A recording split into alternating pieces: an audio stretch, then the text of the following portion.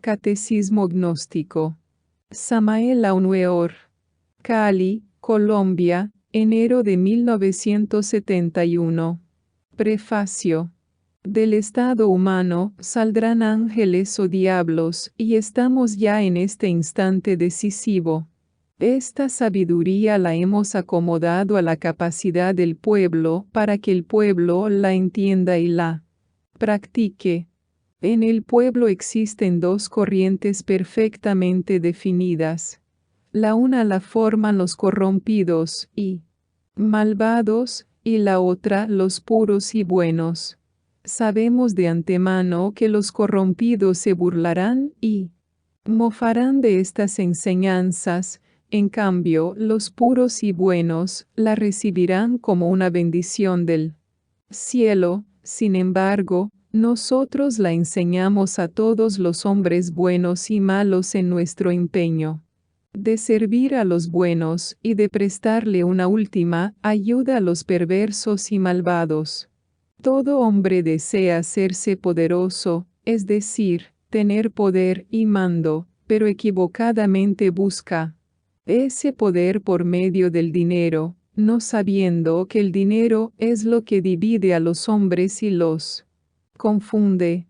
Por medio de esta sabiduría divina, se obtienen poderes y se domina el mal. Nosotros enseñamos a los buenos a recuperar el poder y la sabiduría que tanto anhelan, y a los corrompidos les probaremos que con los poderes de Dios no puede el diablo. Garga Cuichines. La lógica más elemental enseña que para discutir una cosa es menester conocerla, por consiguiente. La opinión de un crítico carece de valor cuando hay desconocimiento de causa. Querido lector, la humanidad se encuentra en grave peligro. Lamentablemente no podemos hacer conciencia de este hecho irrefutable, debido a que los sentidos del espíritu de que nos hablan las escrituras se encuentran totalmente atrofiados. Sin embargo, si hacemos un balance de los acontecimientos, podremos ver en forma clara cómo las predicciones y profecías se cumplen. Los vicios, odios, venganzas y resentimientos, etc., se apoderan de la mente de los hombres, y las luchas, las guerras, son el trofeo de este desequilibrio. Por otra parte, cada día aparecen nuevas enfermedades, miseria y plagas que se agigantan y ahogan la pobre humanidad doliente en el lago del dolor. La degeneración de esta raza ha llegado al máximo extremo, y la naturaleza se rebela contra su maldad. Afortunadamente el maestro Samael Aunueor, quinto ángel del Apocalipsis, se encuentra al frente del movimiento gnóstico cristiano universal para entregar la clave de salvación. Él nos enseña a conocernos a sí mismos para despertar el germen maravilloso del amor, escudo y esencia del Cristo, energía preciosa capaz de transformarlo todo. Es claro que tal actitud implica seguir el ejemplo del Salvador del mundo, sacrificarnos para poder convivir con todos los seres humanos que son la máxima creación de Dios y nuestros hermanos en Cristo. En que os améis los unos a los otros, conoceré que me aman, decía nuestro Señor Jesucristo, en tal forma que llegó el momento de reflexionar y meditar profundamente para poder encontrar el camino de la vida. Si no queremos ser lanzados a la muerte segunda, estudiar, investigar es mejor que criticar y juzgar. Os invitamos, caro lector, a dialogar. Tenemos centros de estudio en todas las ciudades. Las direcciones se encuentran al final de este pequeño libro. En esos lugares todo el mundo tiene libertad para opinar sin ser refutados. Allí concurren todas las gentes de buena voluntad, militantes de todas las religiones, credos, escuelas, sectas, etc., porque la cabeza principal de todas es nuestro Señor el Cristo y cristiano solo es el que cumple la ley. Fraternalmente. El editor. Catecismo Gnóstico. Formulario del Poder Mágico. Por Samael Aun Weor. 1 pregunta. ¿Qué es gnosis? Respuesta: gnosis es conocimiento. 2 pregunta. ¿Qué es la Iglesia gnóstica? Respuesta: la Iglesia gnóstica es la Iglesia indivisible de Jesucristo. Es la vieja Iglesia de los viejos cristianos de Galilea. Es la vieja Iglesia de los cristianos de las catacumbas de Roma. 3 pregunta. ¿Cómo hacemos para ver esa Iglesia? Respuesta: para ver esa Iglesia, hay que aprender a viajar en cuerpo astral. 4 pregunta. ¿Qué es el cuerpo astral? Respuesta: el cuerpo astral es un cuerpo luminoso que tiene el alma. 5 pregunta. ¿Entonces el alma puede viajar a grandes distancias?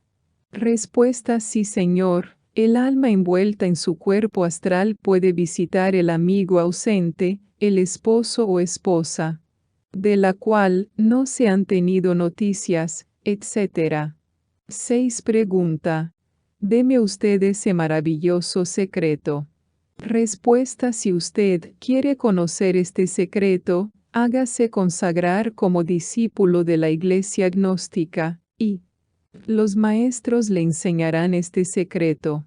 7 pregunta. ¿Puedo yo visitar la Iglesia gnóstica invisible? Respuesta: sí, señor. Usted puede visitar la Iglesia invisible cuando conozca el secreto. 8 pregunta. ¿Se puede hablar con Jesucristo? Respuesta: sí, señor. Usted puede hablar personalmente con Jesucristo en el mundo invisible. Lo importante es que aprenda a salir en cuerpo astral, porque en el mundo invisible las almas pueden hablar con Jesucristo, verlo, tocarlo y palparlo. Nosotros tenemos ese secreto, y con mucho gusto se lo regalamos para que usted pueda hablar con el patriarca de nuestra Santa Iglesia. 9 pregunta. ¿Qué es el Espíritu Santo de que hablan las religiones? Respuesta: el Espíritu Santo es el Señor Jehová. Los santos de Jerusalén recibían el Espíritu Santo. San Pedro tenía el poder de dar el Espíritu Santo a sus discípulos. San Pablo también tenía ese poder. Pablo de Tarso aconseja a todos los cristianos que aprendan a profetizar, pero como la gente se volvía mala, se olvidó de la vieja religión cristiana. 10 pregunta. ¿La Iglesia gnóstica tiene el poder de darle a la gente el Espíritu Santo? Respuesta: sí, señor. Muchos hermanos de nuestra Iglesia ya recibieron el Espíritu Santo. Los que reciben el Espíritu Santo pueden conversar con las almas de los muertos, pueden conversar con los ángeles, pueden ver a Dios cara a cara sin morir, pueden conocer los secretos de los hombres y de las mujeres, pueden profetizar, y pueden hacer muchísimas maravillas y prodigios. 11 pregunta. ¿Usted me podría probar eso? Respuesta: claro que sí. Después que se haya hecho consagrar, podrá ver a muchos hermanos que ya recibieron el Espíritu Santo. 12 pregunta. ¿Qué es la muerte? Respuesta: la muerte es una fiesta del alma. 13 pregunta. ¿Por qué dice usted que la muerte es una fiesta del alma? Respuesta: yo digo que la muerte es una fiesta del alma, porque el alma que se sale del cuerpo deja de pasar trabajos. 14 pregunta. ¿El alma para dónde se va después de la muerte? Respuesta: el alma después de la muerte no se va para ninguna parte, se queda por aquí viviendo entre la Gente. Anda por la calle sin que nadie la vea, sigue con su gente, y todo lo ve lo mismo que antes. Ve. El mismo sol, las mismas nubes, las mismas aves, ensayando el vuelo como dice el poeta. 15 pregunta. ¿Y el infierno, el cielo y el purgatorio, entonces en dónde se quedan? Respuesta: el infierno son nuestras bajas pasiones animales. El purgatorio son únicamente los remordimientos de las almas en penas. El cielo es Jesús, María, José, los ángeles, los arcángeles, los serafines y todas las almas buenas. Y los diablos son la misma gente mala. 16 pregunta. ¿Entonces todo está así como en el aire? Respuesta: sí, Señor, todo está en la atmósfera. 17 pregunta. Si Dios es justo, ¿por qué lo manda a uno a pasar trabajos? Respuesta: el que siembra rayos, no tiene más remedio que cosechar tempestades. Ojo por ojo y diente por diente, esa es la ley del talión. 18 pregunta.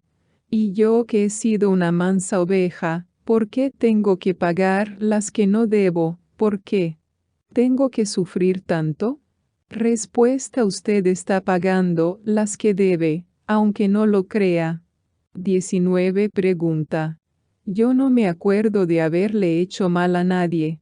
Respuesta: usted es un muerto resucitado.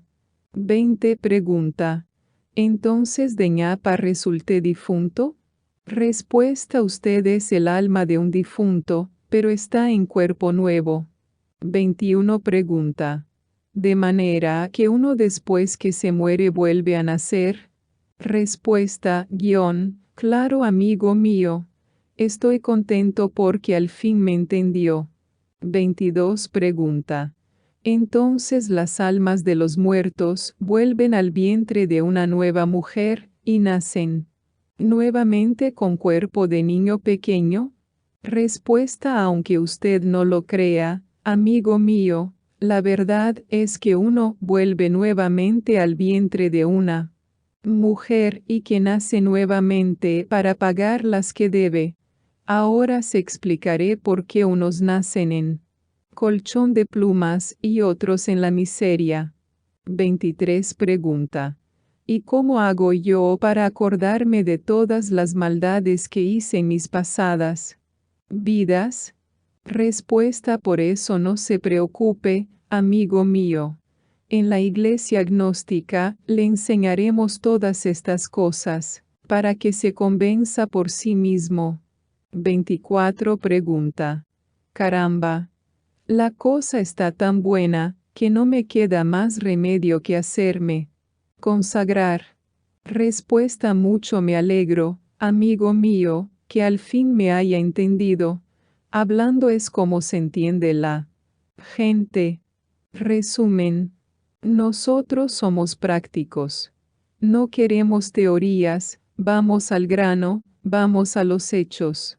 Nosotros hablamos del más allá, pero enseñamos a la gente a visitar el más allá, en cuerpo astral y hasta en carne y hueso, para que la gente pueda ver, oír y palpar a los ángeles, a los arcángeles, a los serafines, a los querubines, a las potestades, etc. Nuestro libro sagrado es la Biblia, pero nosotros queremos que todo el mundo pueda ver, oír, tocar y palpar todas las cosas de que habla la Biblia. La Sagrada Biblia dice que hay profetas, y nosotros enseñamos a la gente a profetizar. La Sagrada Biblia nos habla de milagros y prodigios, y los maestros de nuestra Santa Iglesia Gnóstica hacen todos esos mismos milagros y prodigios. Nosotros vamos con el cristianismo viejo. Nosotros vamos con el cristianismo que predicó San Pablo. Ya llegó la hora de que la gente vea las cosas del mundo invisible. Nos gusta probar todo con Hechos. Vamos al grano, a la realidad. Samael Aunueor. Gran Calqui Avatara de la nueva era acuaria. San Salvador, septiembre de 1967. Dadme un punto de apoyo y moveré el mundo. Arquímedes. Conciencia Cristo. Clave suprema del poder. Por Samael Aunueor. Capítulo 1. El amor. El amor es el sumum de la sabiduría. La sabiduría debe transmutarse en amor, el amor se transmuta en felicidad. Los gérmenes de la sabiduría se transmutan en las flores del amor. El intelecto no puede dar felicidad. Los autores se contradicen a sí mismos en sus obras. El pobre lector tiene que beber en la amarga copa de las dudas. La duda engendra confusión y locura. Fausto, después de haber encanecido entre el polvo de su biblioteca, exclama: todo lo estudié con ansia viva, todo lo estudié con ansia loca, y hoy pobre loco de infeliz mollera, ¿qué es lo que sé? Lo mismo que sabia. Solo pude aprender que no sé nada. El intelectualismo trae neurastenia y afecciones al sistema nervioso cerebroespinal. El hombre que ha agotado toda su vida entre el polvo de las bibliotecas, cae en la confusión de las dudas, y lo único que puede llegar a saber es que no sabe nada. La duda destruye los poderes ocultos. Los estudiantes del espiritualismo sufren el suplicio del tántalo. Es muy triste vivir comiendo teorías. Lo mejor es transmutar la sabiduría en amor. Lo mejor es amar. La felicidad es amor transmutado. Hay que despertar la conciencia con la llama bendita del amor. Hay que amar para llegar a la felicidad. La felicidad no es sino amor transmutado. El intelecto no hace sino congelar el pensamiento entre el cerebro. El que quiera convertirse en un iluminado debe reconquistar la infancia perdida. El batallar de las antítesis destruye los poderes ocultos. El batallar de los razonamientos daña a los poderes de la mente. El que quiera tener poderes ocultos, debe acabar con el batallar de los razonamientos. El que quiere ser mago debe tener mente de niño. Es mejor cambiar la sabiduría por amor. El amor es lo único que nos puede convertir en dioses. Capítulo 2. La conciencia. A nosotros, los gnósticos, lo único que nos interesa es el despertar de la conciencia. Nosotros preconizamos la aristocracia del espíritu y el despertar de la conciencia. Solo hay una gran alma. Esa alma es el anima mundi de Platón, el gran alaya del mundo, el alma intracósmica. Nuestra conciencia humana no es sino una centella desprendida de la gran alma del mundo.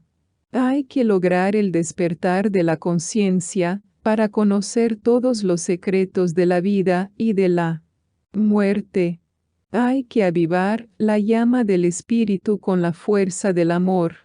Nuestra conciencia debe despertar en planos cada vez más elevados. Debemos cultivar la cultura de la conciencia.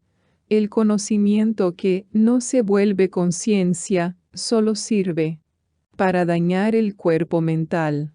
En el Oriente, la conciencia se denomina Buddhi. El Buddhi es nuestra conciencia superlativa. El cuerpo búdico es nuestra alma espiritual.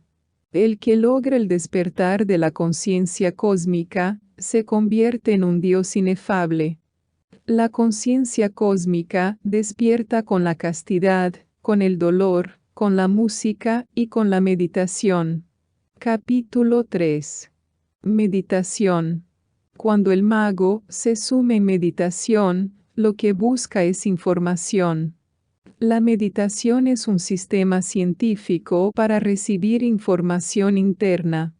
La meditación reviste 4 fases. 1. Grados, asana, postura del cuerpo físico. El cuerpo debe quedar en posición absolutamente cómoda. 2 grados, dharana, concentración. Debemos apartar la mente de toda clase de pensamientos terrenales. Los pensamientos terrenales deben caer muertos ante las puertas del templo. Hay que concentrar la mente únicamente adentro, en nuestro íntimo. 3 grados, DHYANA, meditación. El discípulo debe meditar en esos instantes en el íntimo. El íntimo es el espíritu. Recordad que vuestros cuerpos son el templo del Dios vivo, y que el Altísimo mora en vosotros. El discípulo debe adormecerse profundamente tratando de conversar con su íntimo. 4 grados, samadhi. Éxtasis. Si el discípulo ha logrado adormecerse meditando en su íntimo, entonces entra en el estado de samadhi y puede ver y oír cosas inefables y conversar con los ángeles familiarmente. Así es como despierta la conciencia de su letargo milenario. Así es como podemos adquirir verdadera sabiduría divina sin necesidad de dañar los poderes de la mente con el batallar de los razonamientos, ni con el vano intelectualismo.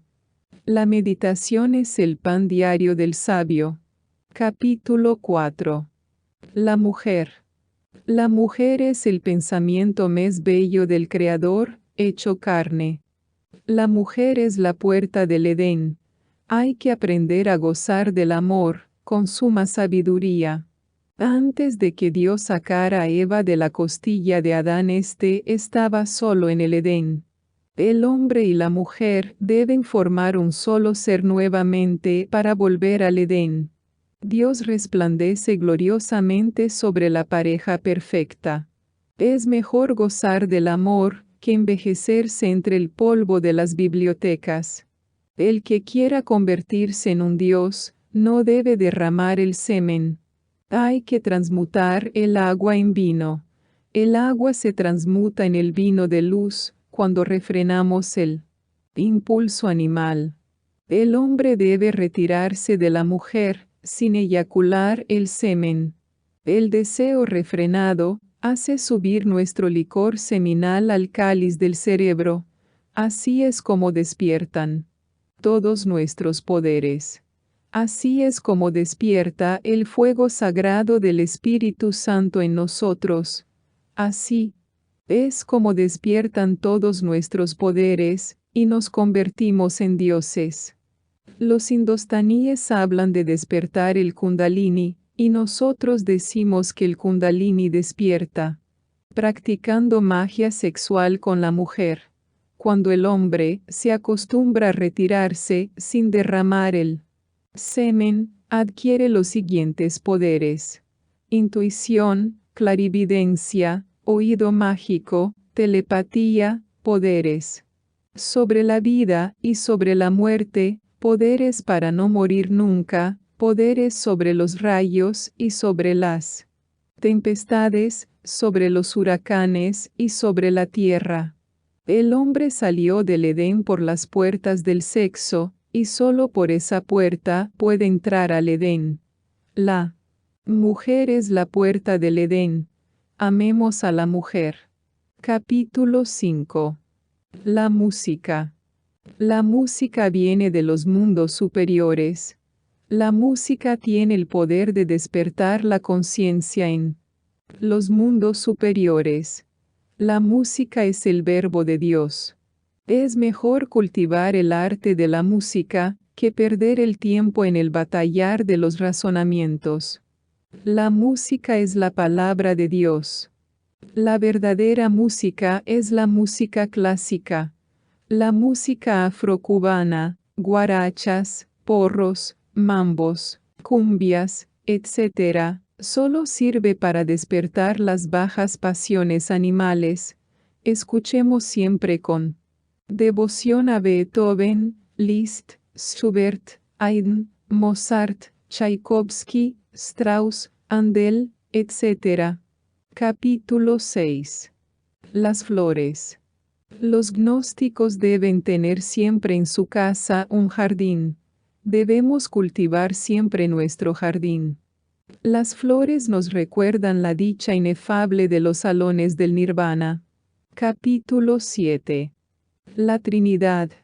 Cuando el Padre se une a la Madre, nace el Hijo.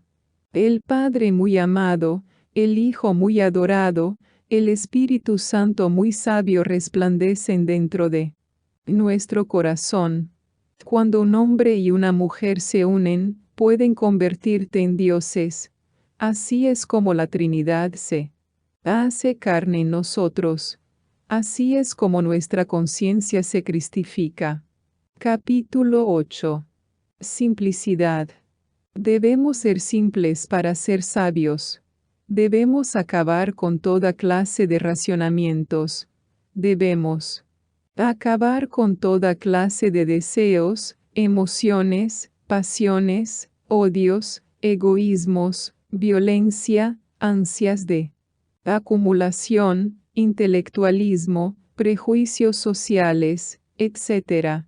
Debemos tener mente de niño, debemos ser puros y sencillos. Debemos amar a la mujer intensamente y alimentarnos diariamente con el pan de la meditación. Solo así logramos el despertar de la conciencia crística. Solo así nos convertimos en dioses. Capítulo 9. El amor mágico. Yo he conocido hombres que hacían milagros y maravillas. Esos hombres en su mayor parte eran analfabetas. Cuando yo conocía sus secretos, me asombraba al ver que todo su poder residía en oraciones sencillas, aparentemente sin importancia. Sin embargo, esos hombres hacían milagros y maravillas que hombres de 40 y 50 años de estudio espiritualistas no eran capaces de realizar. Todo el poder de esos hombres sencillos y analfabetas estaba en la fe. Conocí un hombre que se transformaba el rostro y se hacía invisible. A ese hombre no le entraba la bala ni el cuchillo. Ese hombre tenía toda su fe en el ángel Gabriel. El hombre me comunicó su secreto. La clave era muy sencilla. El hombre bendecía los 4 puntos cardinales y luego rezaba una oración del ángel Gabriel, que la letra dice así: 13.000 rayos tiene el sol, 13.000 rayos tiene la luna, 13.000 veces sean avergonzados los enemigos que tengo yo. El hombre rogaba al ángel Gabriel y el ángel lo hacía invisible o le transformaba el rostro o lo protegía de la bala o del cuchillo. El intelectual vive mariposeando de escuela en escuela, de secta en secta, de libro en libro y entre tantas contradicciones y teorías, termina por perder la fe. Esa clase de gentes después de 40 y 50 años de estudios espiritualistas son más desgraciados que cualquier analfabeta. La duda les destroza los poderes ocultos y sus prácticas esotéricas fracasan rotundamente porque les falta la fe. Cristo dijo: tened fe como un grano de mostaza y moveréis montañas.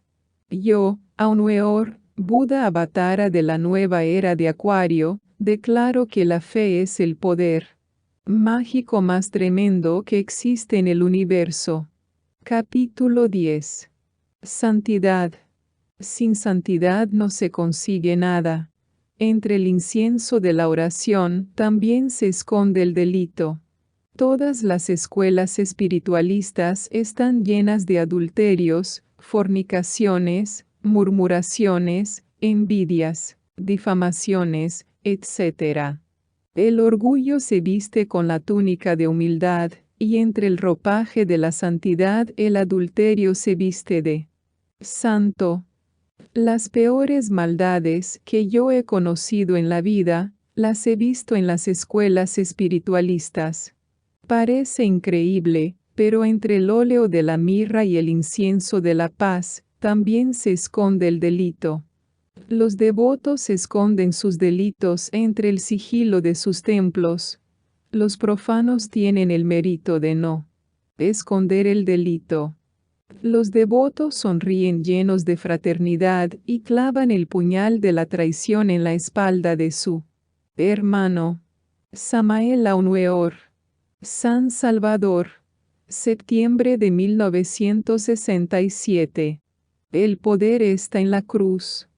La cruz para los gnósticos no es en modo alguno un símbolo convencional, sino la representación de una ley invariable, la cual cubre toda la gama, todos los hechos de la naturaleza, sin excepción alguna.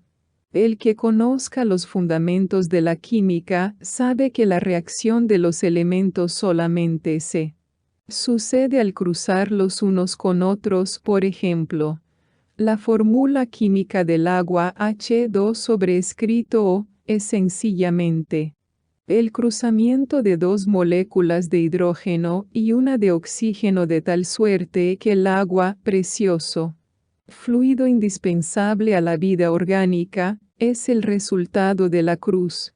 El poder para producir agua está en la cruz del hidrógeno y el oxígeno. La armonía en la marcha de un sistema de mundos depende del punto magnético crucial, donde las dos fuerzas centrífuga y centrípeta se hallan equilibradas, de tal suerte que el poder que sostiene los mundos está en la cruz magnética de los espacios.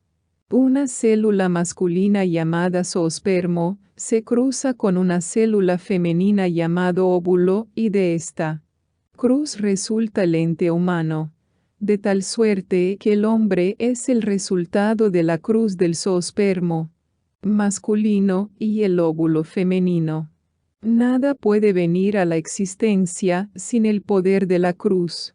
Un sincero e ideal apretón de manos cruza y armoniza el afecto mutuo de dos personas. Así que la cruz en el estrechón de manos hace vivo el afecto entre dos almas. Por la calle marcha un joven apuesto y se encuentra con una preciosa damita, se cruzan sus miradas. Y de esta cruz prodigiosa, sutil e impalpable, pero real en su poder mágico, nace un afecto, nace un amor que organizará un hogar y producirá efectos asombrosos, como son la multiplicación de la especie, la grandeza de una patria y quizás la aparición de un genio que haga aumentar el progreso de la ciencia o de la filosofía para mejorar al mundo, de tal suerte que la cruz magnética de las miradas muestra y demuestra que el poder está en la cruz. Una semilla es introducida en la tierra y al cruzar su poder con los elementos químicos que constituyen la estructura del planeta, se producen árboles, flores, semillas y frutos que aumentan, multiplicando la especie ad infinitum, de tal suerte que el poder está en la cruz.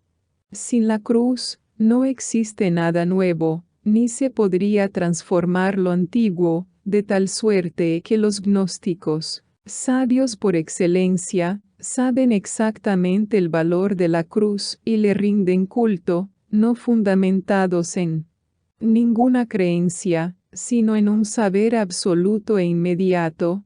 Los gnósticos son místicos de la verdad y deseosos de saber todas las cosas, dejando al margen como cosa inútil toda creencia, pues ésta hace al hombre estulto, estúpido e inconsciente, y de la estupidez y de la inconsciencia se valen los audaces para gobernar y dirigir a las inocentes muchedumbres, que cual corderos siguen a jefes tan estúpidos e inconscientes como ellos mismos. 10.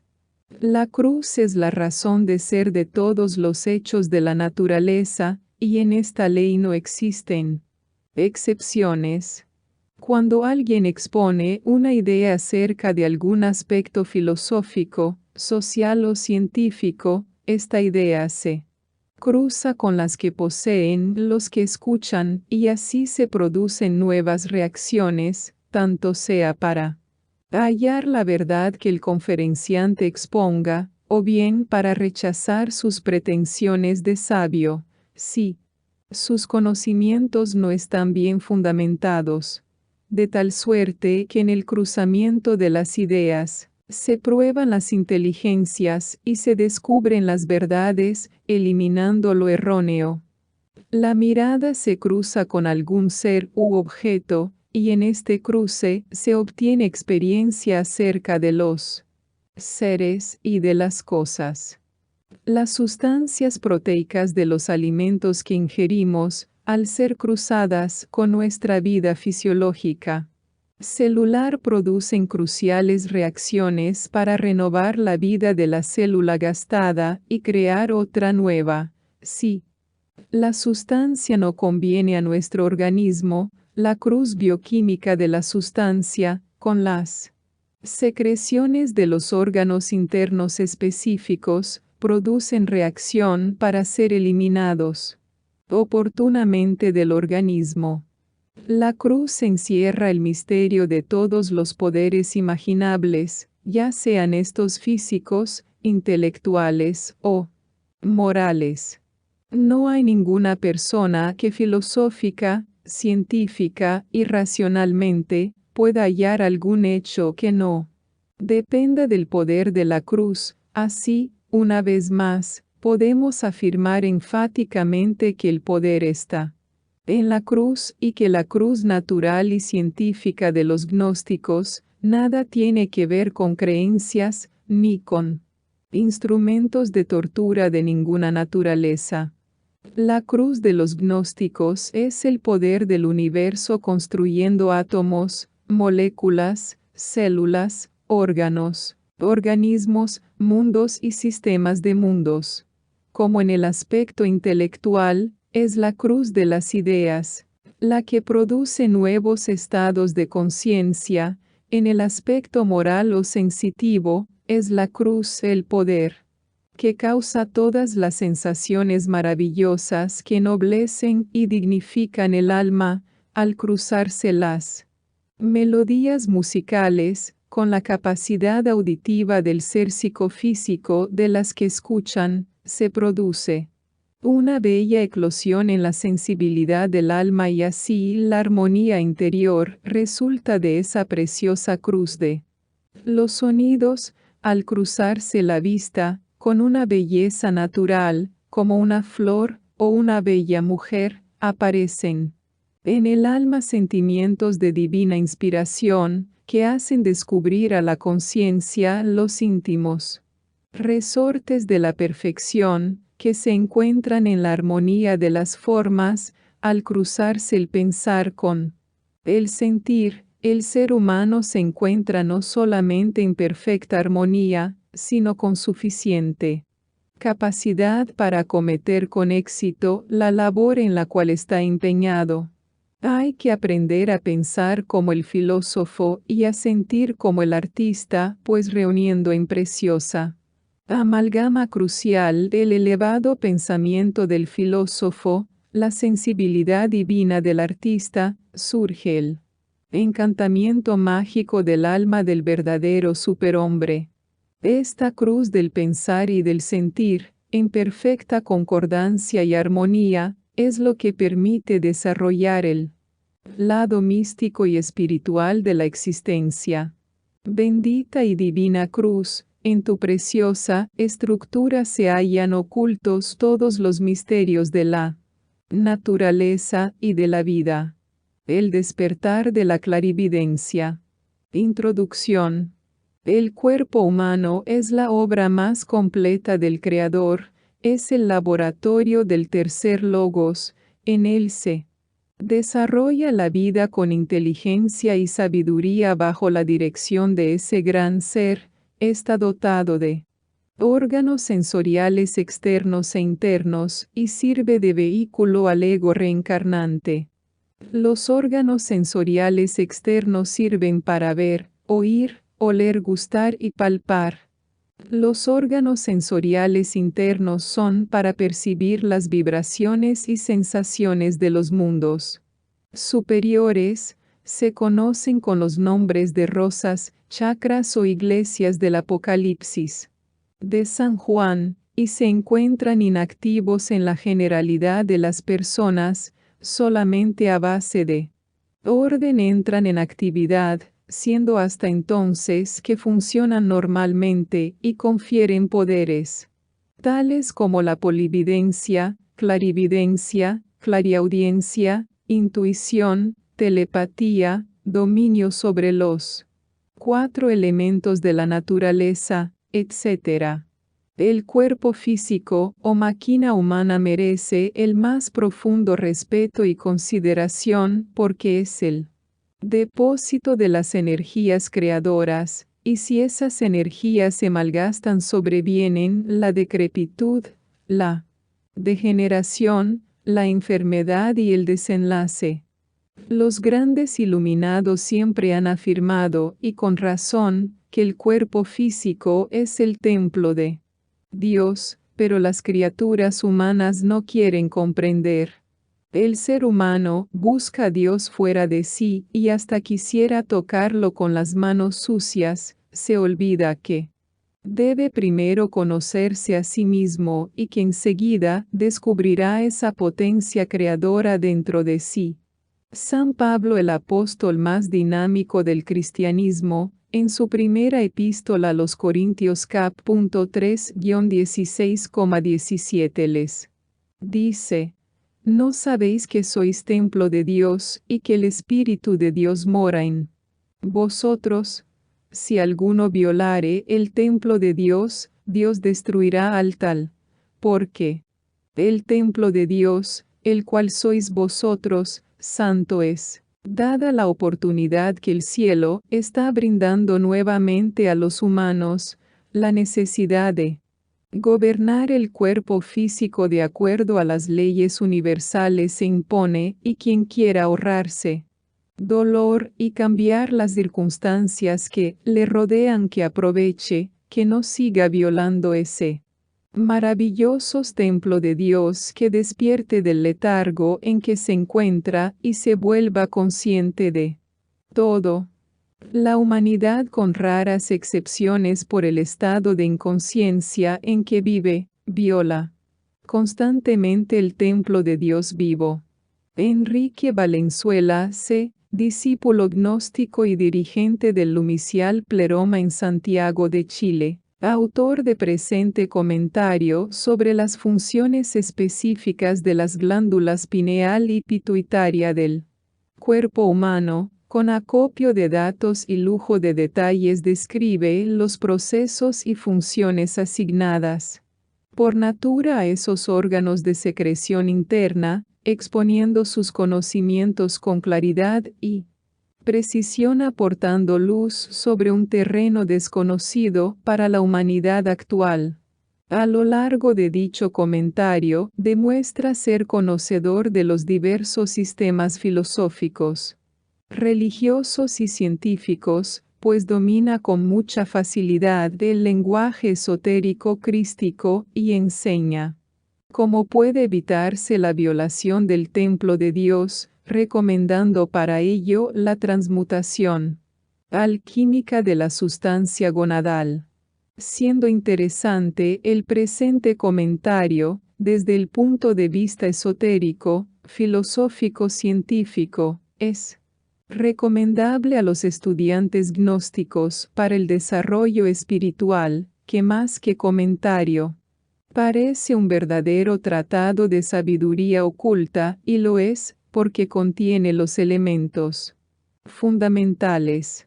Necesario es aclarar para evitar confusiones, que las glándulas endocrinas son órganos del cuerpo físico, Los chakras son discos o ruedas del cuerpo astral. Fraternalmente. Luis Alberto Renderos. San Salvador, noviembre de 1967. El despertar de la clarividencia. Movimiento Gnóstico Cristiano Universal. El venerable maestro Samael Aumeor ha dicho que todas las religiones son perlas preciosas, engarzadas en el hilo de oro de la divinidad. Este hilo de oro de la divinidad lo constituye la Gnosis, que es, en realidad, el fondo común de todas las religiones, cultos y creencias.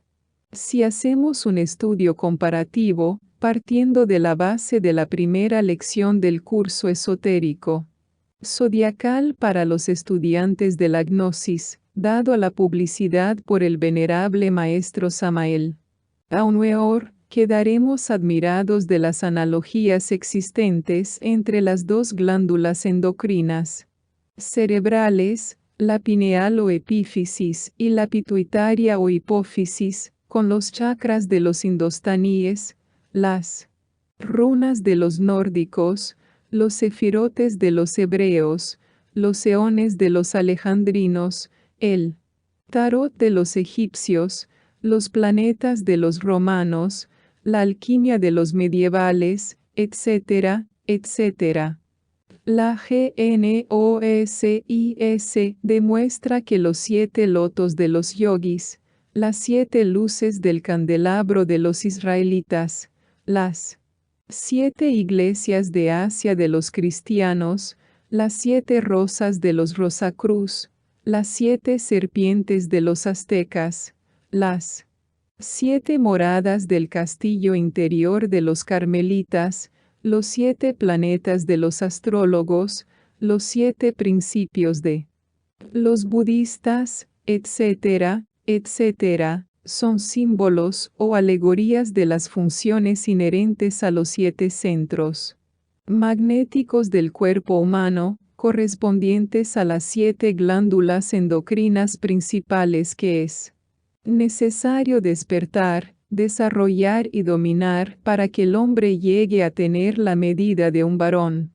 perfecto o del tosomeliacon, el cuerpo del hombre solar.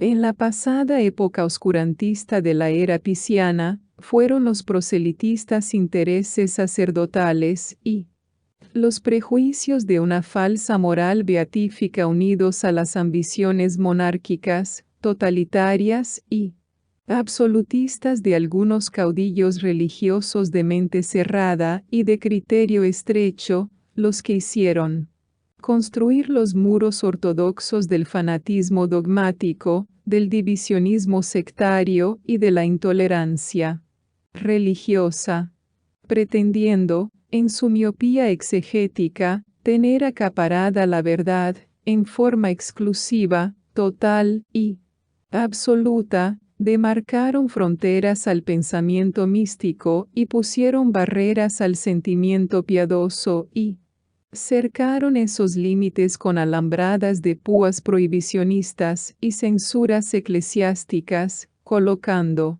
además, carteles señalizadores con anatemas y estigmas en los que se leía: lo que enseñamos únicamente nosotros es revelado, verdadero y divino. Todo lo que enseñan los demás es falso, diabólico, hereje, infernal y satánico. Y en este sistema prohibicionista encerraban sus ceremonias, rituales, leyes, códigos teológicos y teogónicos. Y en este marco estrecho encerraban sus teorías indemostrables, abstractas y nebulosas. Y pretendiendo ser la religión universal, predicaban el amor, la caridad, la paz, la tolerancia, la resignación, la humildad, la abnegación, etc. Sin embargo, a los reacios en querer aceptar las pueriles, ridículas y antojadizas imposiciones dogmáticas impropias de gente que se considera así misma como oculta y civilizada, a los más reacios, repetimos, los trataban de persuadir con los convincentes argumentos de la mazmorra, del porto y de la hoguera. Felizmente, todo ese período oscurantista pertenece al pasado. Los muros separatistas y parcelarios pertenecen al pasado. Los muros separatistas y parcelarios que dividen a las religiones están cayendo demolidos ante los golpes tenaces del chuzo del conocimiento y la ardua labor de la pala de la comprensión, que está arrojando al rincón de olvido los escombros de los cimientos ideológicos, que por mucho tiempo fueron considerados como ortodoxos, pero que en esta nueva era acuaria, a la luz de la gnosis, se ha demostrado que también eran heterodoxos. Es así como se obtuvo la gran conquista de la libre expresión religiosa el día 19 de noviembre de 1965 al someter a la votación de los padres del Concilio Vaticano II el documento llamado Declaración sobre la Libertad Religiosa, o sea, sobre el derecho de la persona y de las comunidades a la libertad social y civil en materia religiosa. La aprobación de la Asamblea fue cara, sobre 2.216 sufragistas presentes, votaron favorablemente 1954, negativamente 248 y hubo 13 sufragios nulos. Una de las cláusulas de la Declaración sobre la Libertad Religiosa establece que todo hombre tiene derecho, en virtud de su dignidad de persona humana, a no sufrir coacción ni de parte de los individuos, ni de parte de ninguna sociedad humana, que lo obligue a actuar contra su conciencia o que le impida seguir los dictados de su conciencia en materia religiosa. El mayor propulsor de esta gran revolución ideológica y conceptual es el gran avatar de Acuario, Samael Aun Weor.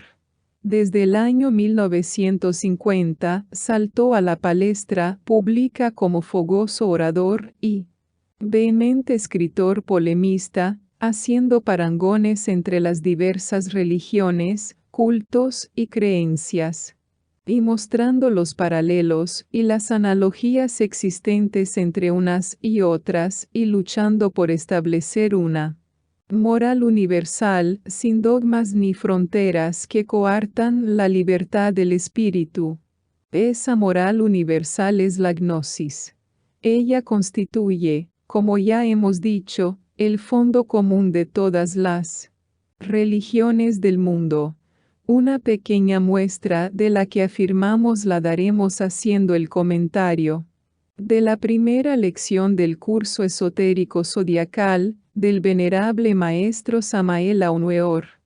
La primera lección de dicho curso se puede resumir en las siguientes conclusiones. A. Que el signo zodiacal de Aries gobierna la cabeza. B. Que durante la influencia de este signo el discípulo gnóstico debe cargar su cabeza de energía cósmica ariana, tratando de despertar las glándulas pineal y pituitaria. C. Que en estas dos glándulas reside el poder de la clarividencia. D. Que la pineal está regida por Marte y la pituitaria por Venus. E. Que la constelación de Aries tiene dos genios que son Sataharan y Sarayel.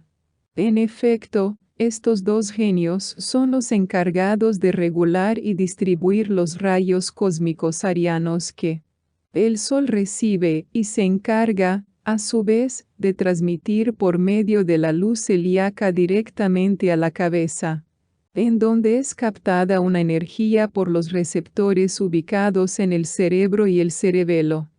La glándula pineal recibe las dos influencias positivas masculinas, la del Sol y la de Marte, y sus Funciones están determinadas por ambos aspectos positivos del mismo elemento masculino de cada potencia. Así, a veces actúa bajo la influencia de Miguel el arcángel de luz, que lucha contra el adversario, Satán y sus huestes, y otras veces actúa bajo la influencia de Samael el arcángel del castigo, que guerrea contra los fornicarios adoradores de Moloch y de Lilith. La glándula pineal o epífisis es la antena cerebroespinal que capta las vibraciones cósmicas solares y cumple la misión de frenar el crecimiento del cuerpo físico y el desarrollo de los órganos genitales, con el objeto de estimular la aparición de las facultades intelectivas, de activar la lucidez mental y de restaurar los perdidos poderes psíquicos con que el hombre fue dotado en el amanecer de la vida. El hombre edénico, el Adán Kadmon, poseía 7 sentidos de percepción, pero 2 de ellos, la clarividencia y la clariaudiencia, los perdió cuando, cediendo a las insinuaciones de la serpiente tentadora saturniana, empezó a derramar la energía vital, el DNSS minis, de tal modo que la glándula pineal, cuando ya no tuvo la suficiente irrigación o inseminación, empezó a atrofiarse y a perder su capacidad como órgano receptor y transmisor de las ondas mentales psicofísicas o telepáticas, visuales y auditivas. La enseñanza gnóstica afirma que el hombre o la mujer que gastan torpemente sus energías sexuales, fracasan en sus negocios, porque su glándula pineal se atrofia. Una glándula pineal atrofiada no puede irradiar con fuerza las ondas mentales. La glándula pineal se halla muy desarrollada en las grandes lumbreras de la ciencia, el arte, la filosofía, etc., y se encuentra totalmente atrofiada en los idiotas. Ello se debe a que la glándula pineal es el asiento del intelecto o inteligencia. El intelecto o entelequia o entelegeia o inteligencia es el primer eón o emancipación del mundo psíquico, que corresponde al primer mundo de la primera octava, según la gnosis alejandrina, divulgada por el gnóstico Valentino. El intelecto o la inteligencia es la sefira bina, el primer esplendor o emanación del mundo intelectual que corresponde al primer mundo metafísico de Atzilut según la Cábala hebraica. La inteligencia corresponde al arcano noveno en el tarot egipcio y está representada por un ermitaño que lleva una lámpara que significa la luz de la inteligencia sobre el pasado, el presente y el porvenir. El gran maestro gnóstico Jesús, en cierta ocasión, dio a conocer una frase enigmática diciendo: la lámpara del cuerpo es el ojo. Así que, si tu ojo fuere sincero, sin tacha, todo tu cuerpo será luminoso. Mas si tu ojo fuere malo, todo tu cuerpo será tenebroso. Mateo 6:22. Esta frase tiene mucho significado esotérico relacionado con la glándula pineal. El gran gnóstico Juan de Patmos, en su tratado de filosofía iniciática gnóstica, intitulado Apocalipsis, escribe el mensaje al ángel de la iglesia de la Odisea diciendo: y unge tus ojos con colirio para que veas. Apocalipsis 4:18. La iglesia de la Odisea corresponde, como sabemos, a la glándula pineal. Los ojos son las facultades de la clarividencia y la clariaudiencia que residen en la pineal.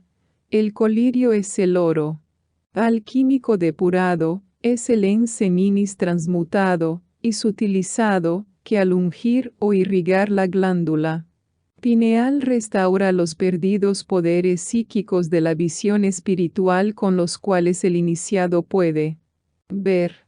Despertar la clarividencia es abrir el tercer ojo, o sea la lámpara del cuerpo, la cual permite al iniciado gnóstico llegar a la plena inteligencia de las cosas, al pleno conocimiento de los estados universales elevados y superindividuales. Según la filosofía hindú, el tercer ojo no está desarrollado como órgano corporal de la visión interna. En la ciencia de la Kundalini Yoga, el gurú dirige y vigila a su discípulo en los ejercicios de la ascensión de la energía sutil a través del Nadi Sushumna, hasta llegar al Ajna Chakra, situado en el interior del entrecejo. De aquí en adelante, el discípulo se ejercita solo, sin gurú, en obtener la realización, es decir, alcanzar el Sahasrara Chakra para penetrar en ese estado de conciencia divina llamada Samadhi. El Sahasrara Chakra corresponde a la glándula pineal y es llamado el loto coronal, el cual tiene 960 pétalos exteriores, multicolores y 12 pétalos centrales de color amarillo áureo. Ahora bien, en cábala numérica tenemos que sumados ambos grupos de pétalos nos dan la cifra de 972, la cual nos deja el remanente cabalístico de 9. El número 9 es el número de Marte, el regente planetario de la constelación de Aries, al cual se le representan los talismanes con el símbolo de una lanza, un puñal o una espada. La espada es la figura simbólica del atributo masculino. En los altares lamaístas, el principio masculino es representado por una vara o un cetro.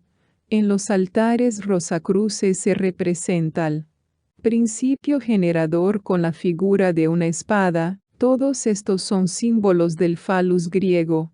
En el templo de Salomón, la columna de la derecha tiene la letra J y representa la fuerza o Hachin, la masculinidad, cuyo valor numeral es 9.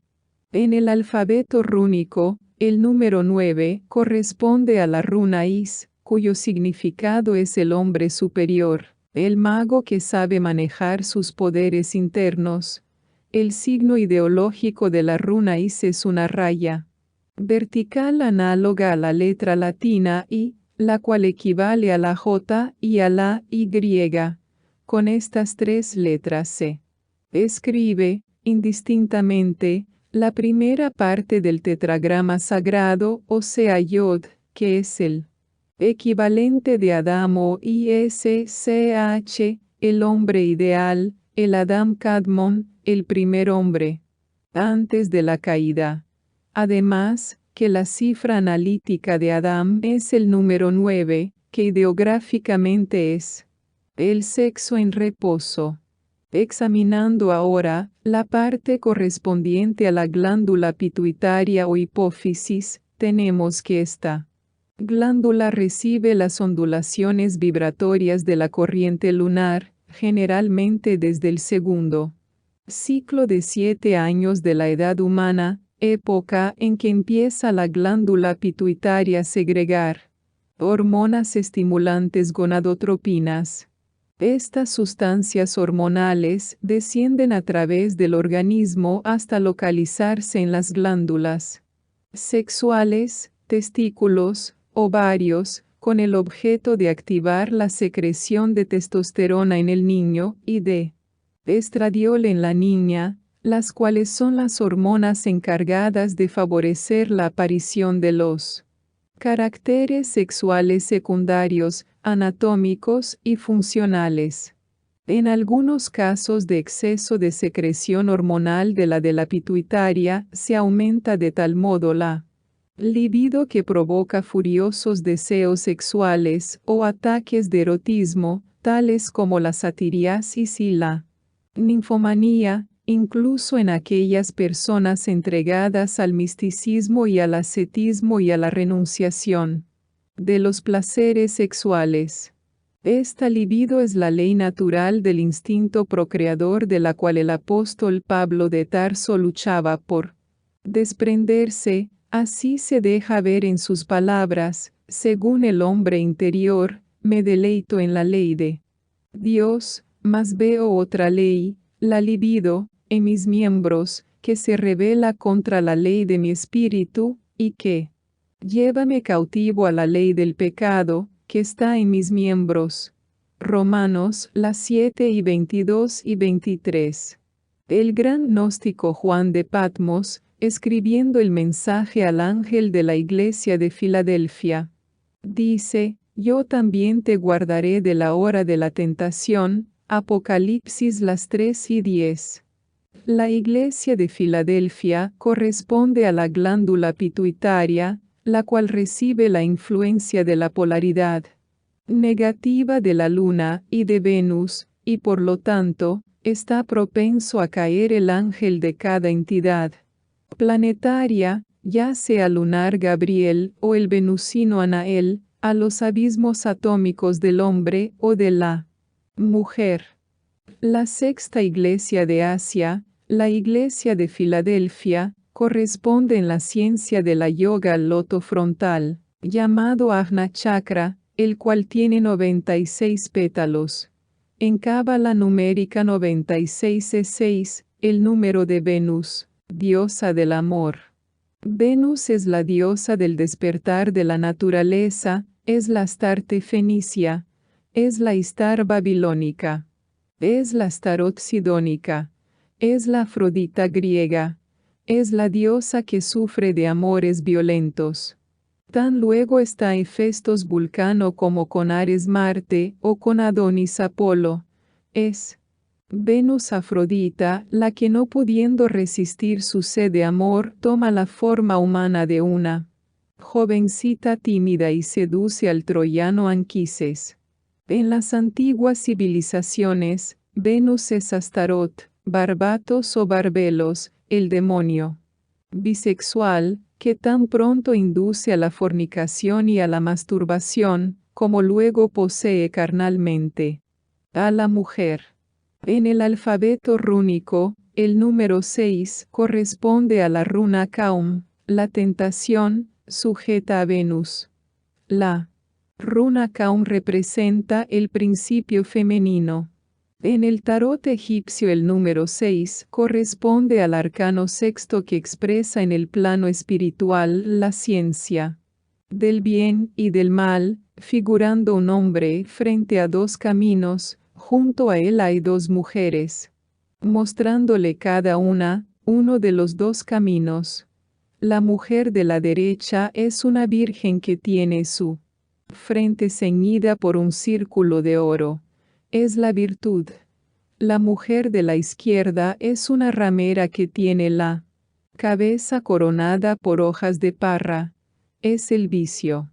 Ahora bien, sabemos que los 96 pétalos del loto frontal o Ajna Chakra están reunidos en dos grupos de manera que forman dos grandes pétalos, uno rojo y el otro azul. El número 2 es el número de la luna, lo cual explica la influencia que tiene la luna en la glándula pituitaria. El número 2 es el número de la antítesis. Es el número de Eva. Indica naturaleza variable. Representa la oposición y la división.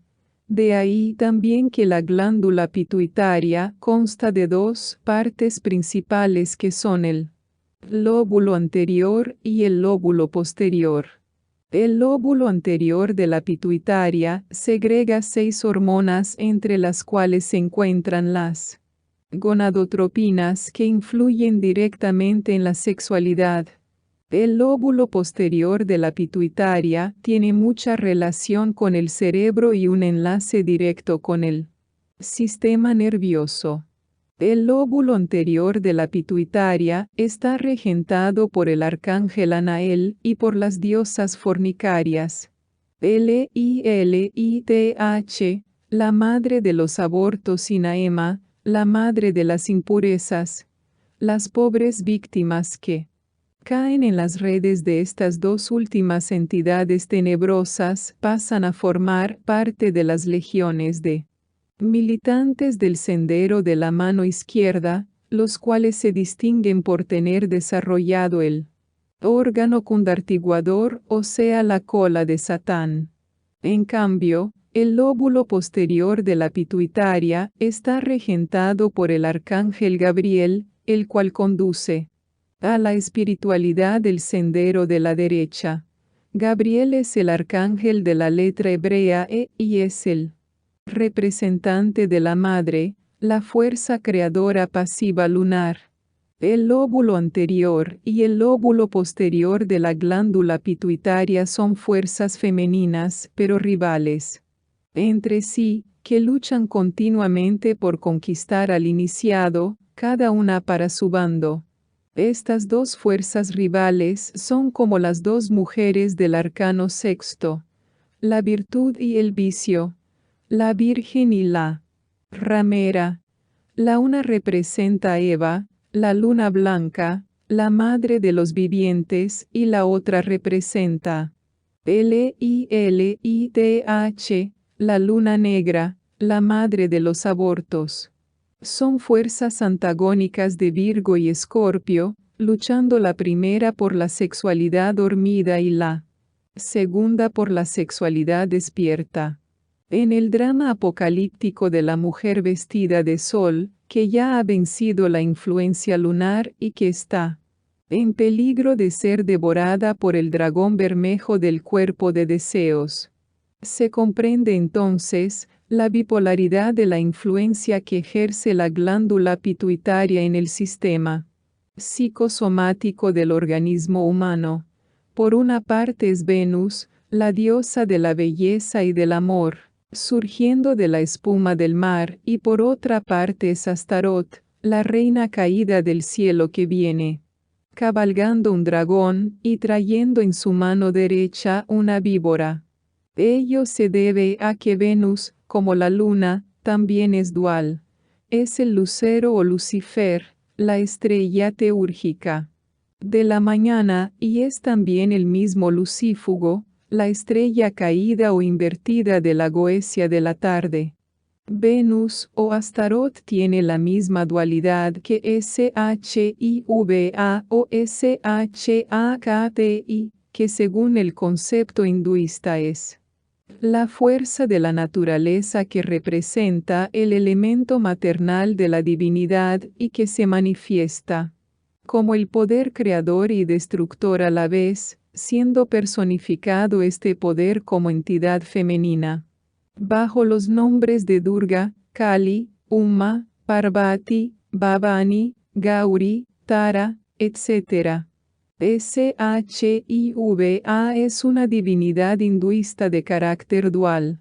Por una parte es una divinidad de paz o amor y, por otra parte es una divinidad tenebrosa que gusta de vagar por los cementerios impregnándose de materias corrompidas. Como potencia destructora y creadora a la vez, dirige a su arbitrio la rueda de las muertes y de los nacimientos. La glándula pituitaria, por una parte, produce el DNS seminis, que es la esencia de Shiva y de la luna, y por otra parte produce el Obum, que es de la esencia de la Shakti y del sol, según el tantrismo tibetano. Es la misma glándula, segregando dos sustancias diferentes, positivas y negativas, andrógenas masculinas y estrógenas femeninas. En Bombay, frente a las cuevas del Elefanta, existe una escultura tallada en la roca viva a 5.80 metros de altura, la cual es representación de Shiva y sus dos aspectos. A su derecha tiene la cara de un hombre y a su izquierda la cara de una mujer, significando las dos fuerzas opuestas y rivales, en el concepto femenino de las potencias energéticas de la naturaleza, según los hinduistas. Estas dos potencias energéticas son representadas como las esposas de Shiva.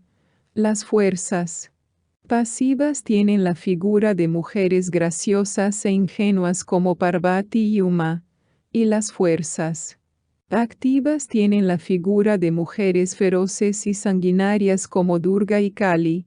A esta última la presentan siempre rodeada de serpientes.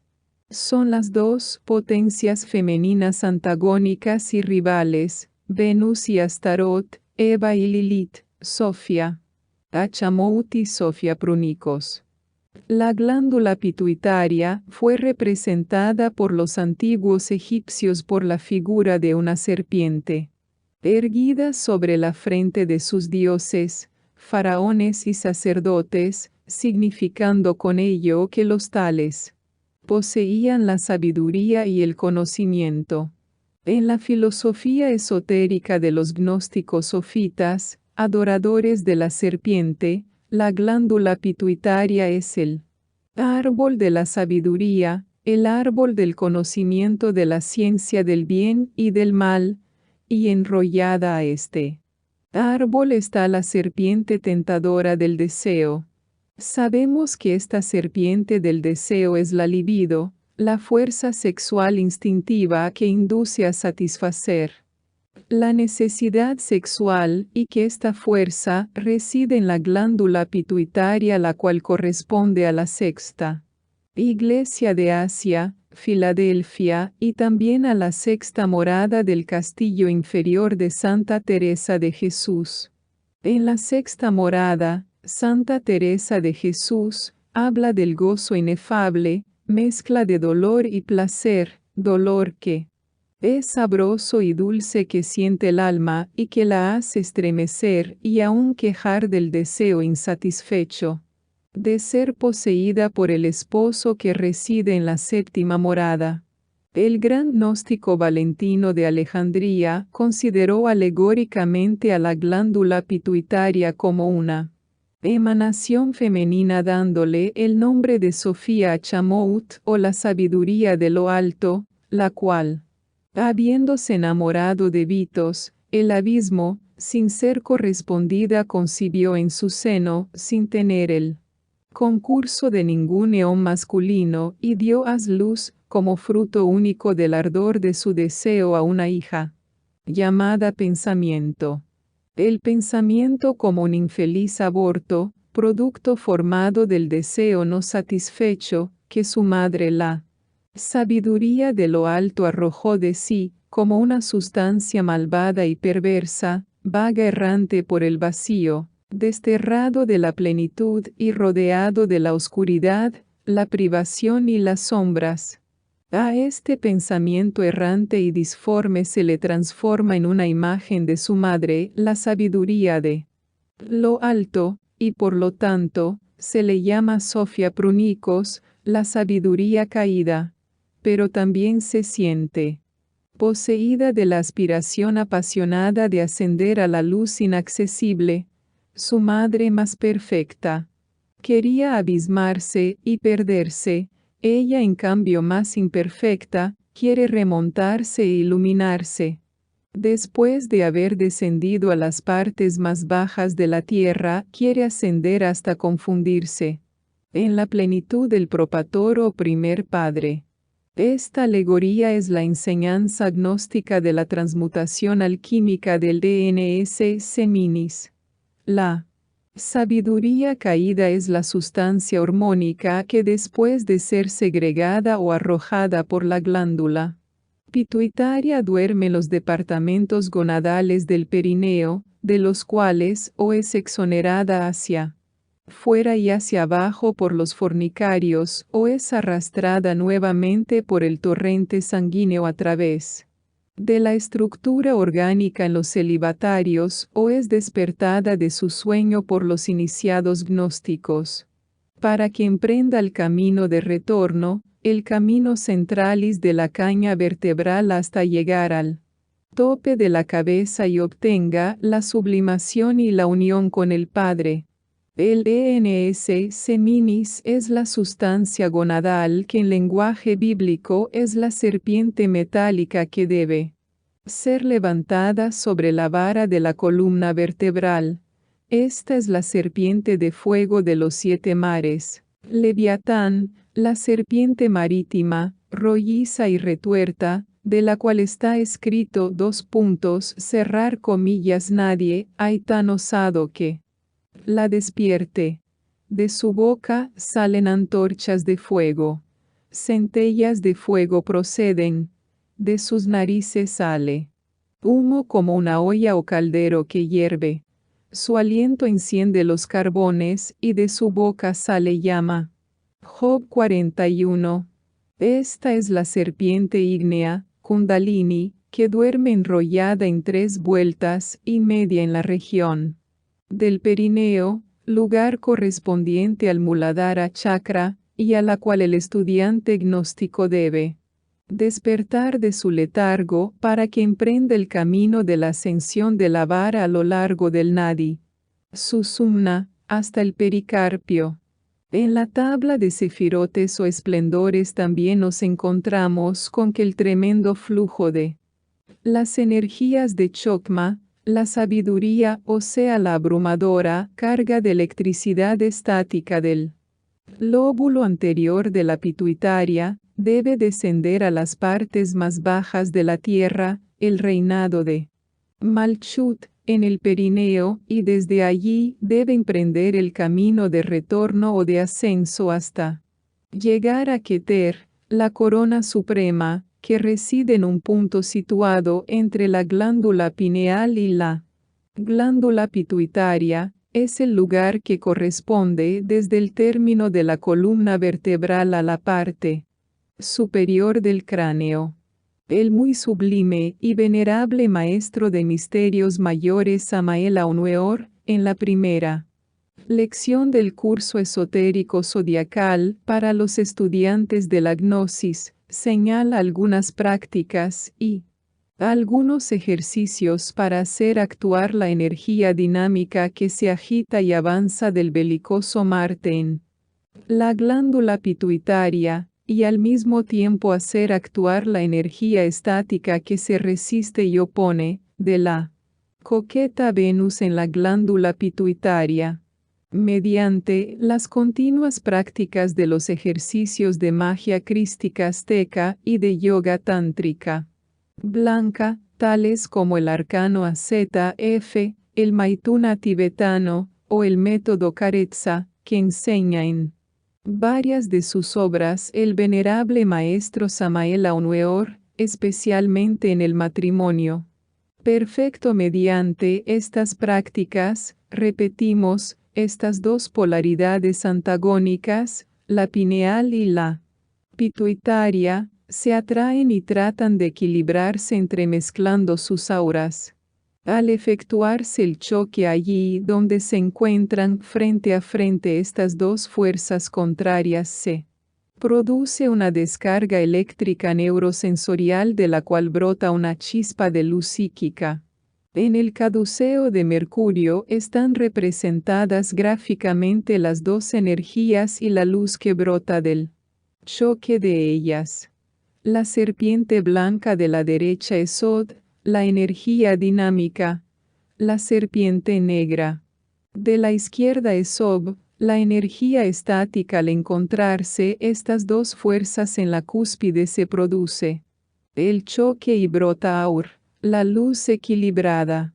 Esta luz psíquica es la luz interna de la intuición, es la luz de la clarividencia, es el tercer ojo. Es el ojo de Shiva.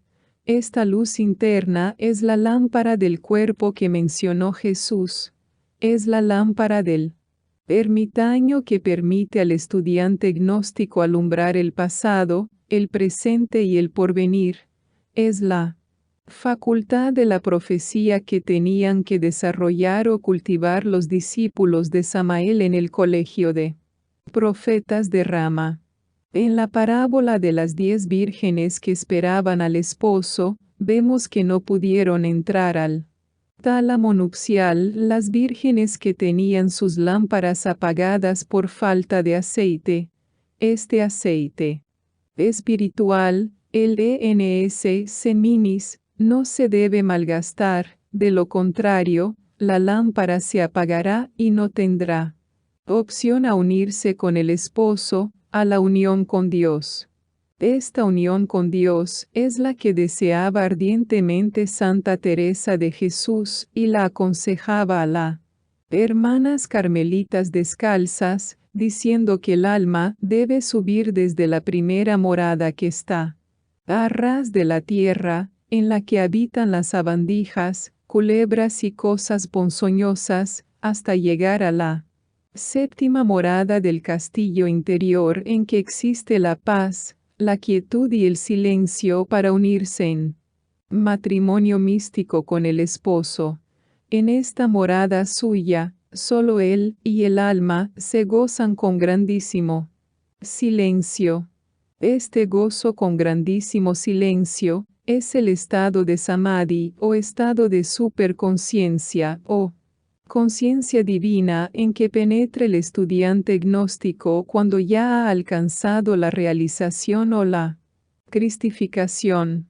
Es entonces cuando el estudiante gnóstico ha logrado hacer realidad en sí mismo el sueño de los antiguos alquimistas al transmutar el plomo y el azufre de los vicios saturnianos en oro puro de las virtudes solares.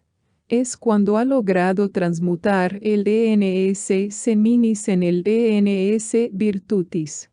Es entonces cuando el estudiante gnóstico ha alcanzado la iniciación venusta al llenar la copa de Venus de la pituitaria con el vino solar o sangre cristónica o sangre real.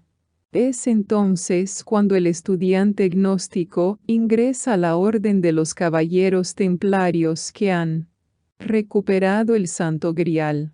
Es entonces cuando el estudiante gnóstico recibe el grado iniciático de Supremo Mago y consigue el privilegio de ser revestido con la túnica interior de gloria de la luz de la Shechina, pues ha puesto en correlación a las dos potencias antagónicas Chokma y Vina. Es entonces cuando el estudiante gnóstico recibe la corona incorruptible de gloria, al lograr el regreso a Dios por medio del mecanismo sefirótico de la transformación de Malchut, el reinado de las impurezas, regentado por Molocchilidh en Keter, la corona suprema, regentado por Yodi Eva. Es entonces cuando el estudiante gnóstico ya no es estudiante, sino iniciado gnóstico y ya puede, en estados profundos de concentración mental, hacer salir al exterior del rostro esta luz psíquica o aura divina llamada Foatos Chechina o luz crística, la cual es el poder indescriptible del Dios universal, antes de la primera manifestación y que al descender al nivel humano se convierte en telema, voluntad. Esta es la luz que emanó del rostro de Moisés en el Sinaí. Esta es la luz que emanó del rostro de Jesús en el Tabor. Es la luz imponderable que nace del sol oculto, el Ain Sobh, el absoluto, y que tiene su manifestación en Keter, el Padre equilibrante. Es la luz indescriptible del tercer Logos, el Espíritu Santo, y que aparece como lenguas de fuego sobre la cabeza del apóstol gnóstico y le otorga los 9 dones del Espíritu. Es la luz, como llama de fuego, que está simbolizada en la antorcha que brota de la testa de Bafometo, el macho cabrío híbrido de la transmutación alquímica. El Bafometo gnóstico nos demuestra que el punto central o eje de la personalidad humana es el sexo.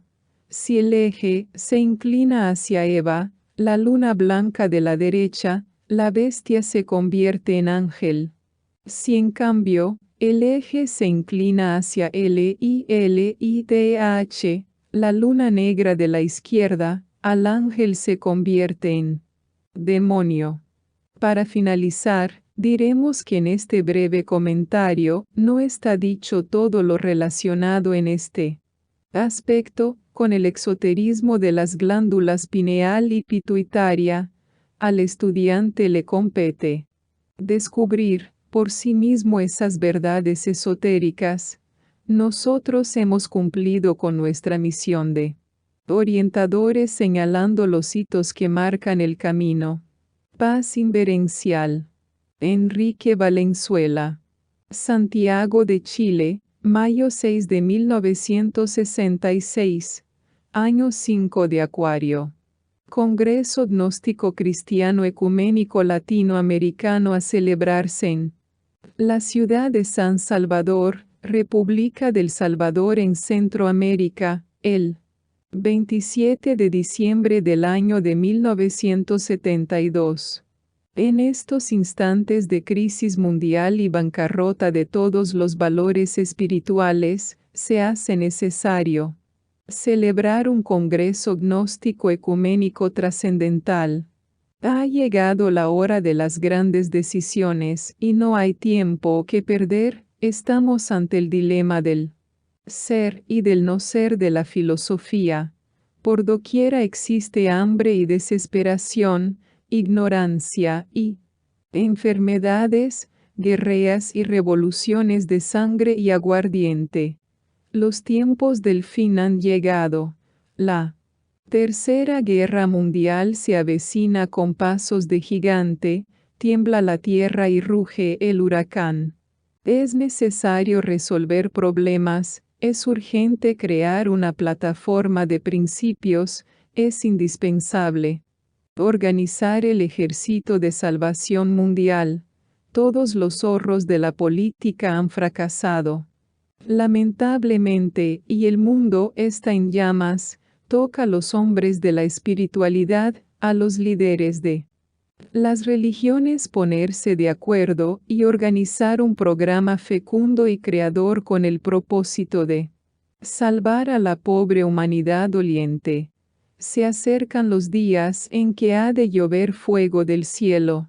Recordad que la Unión Soviética ya tiene bombas atómicas en órbita, con el propósito ostensible de reducir a polvareda cósmica pueblos y ciudades indefensas.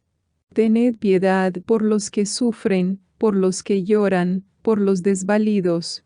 Estáis todos invitados al Gran Congreso Gnóstico Cristiano Ecuménico Latinoamericano en El Salvador. Es necesario que en Supremo Concilio recibamos las ideas luminosas del Espíritu Santo. Afortunadamente ya está organizado el comité planificador de este gran evento que se aproxima. A continuación incluimos los nombres de los caballeros que integran dicho comité planificador: Luis Alberto Renderos, Julio César Cepeda Fuentes, José Antonio Cuellar, José Ramírez Carrillo, Carlos Armando Figueroa, Gustavo Adolfo Fuentes, Edgardo Osorio Buitrago, Enrique Batarse, Romeo Reyes Renderos, Manuel López Hernández, Marcos Federico Vanegas y Carlos Alfredo Beltrán. Total, 12 personas de buena voluntad y con suficiente capacidad intelectual para organizar tan importante evento espiritual. Todo estudiante gnóstico está obligado a contribuir mensualmente con la cantidad de 40 centavos de dólar US, 0.40, para sufragar los gastos que ocasione el Congreso. Asimismo, se recomienda a todo dirigente de santuario gnóstico enviar la nómina de todos sus miembros al comité organizador para determinar el total de sus afiliados y hacer números, para proyectar en mejor forma todo lo que significan las actividades de un congreso. Esa nómina debe enviarse urgentemente al señor Luis Alberto Renderos, apartado postal número 1196, San Salvador, El Salvador, C.A. Lumiciales.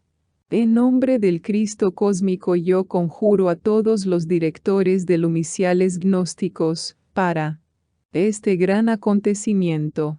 En nombre de la verdad, espero que todos los directores de santuarios y hermanos en general concurran personalmente al Congreso. Desde ahora mismo, desde este instante, deben organizarse las delegaciones gnósticas para el Congreso. Necesitamos con urgencia máxima asistencia de toda la hermandad, pues los tiempos del fin ya llegaron. Invitamos a todas las religiones, escuelas, sectas, órdenes, logias, sociedades espirituales, etc., sin diferencia de sexo, casta, nacionalidad y color, para que nos ayuden en este supremo acontecimiento de los tiempos del fin. Habrá plena libertad de palabra para todos los líderes espirituales, para todos los delegados. La apertura del Congreso será el 27 de diciembre de 1972, bajo la regencia del soberano comendador para la América Latina, venerable maestro Garga Cuichines, Julio Medina Quinta, y se clausurará el 2 de enero de 1973. Desde este instante queremos establecer con usted y con todos los líderes religiosos y con todos los miembros de las diversas organizaciones místicas, un intercambio epistolar constante. Diríjase por correo al señor Luis Alberto Renderos, director general del Movimiento Gnóstico Cristiano Salvadoreño, apartado postal número 1196 S. Salvador, El Salvador, C.A.